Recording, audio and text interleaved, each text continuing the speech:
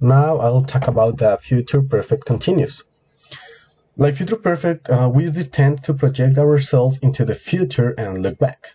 The future perfect continuous refers to unfinished events or actions located between the present moment and a future time.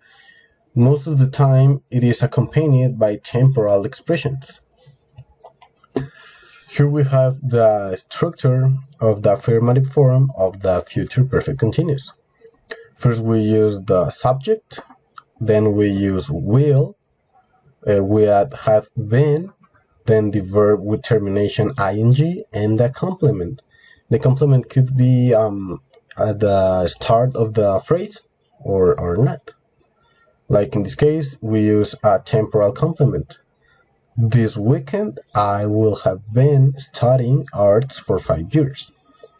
Or this weekend, she will have been studying arts for 5 years. In this case, we will use will have been for every single subject. The negative form is similar.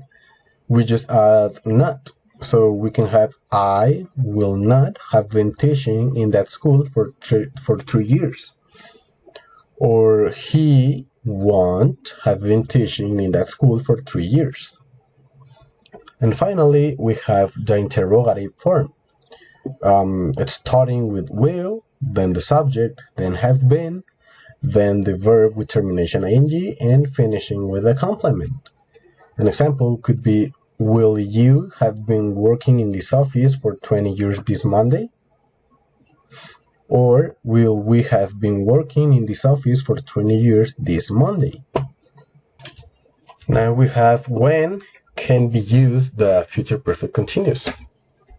This one has two uses, and it's necessary to include expressions in time to specify the phrase. First one, we have to visualize actions that will continue for a certain period of time or until a specific moment in the future happen. It is important to highlight that these are unfinished actions that are located between the present and certain time, which can be in a few minutes or years.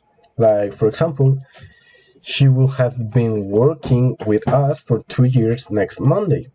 Or she will have been studying architecture for 3 years when she moves to Chile next summer. And the second one is to infer to the consequences of an action in the future.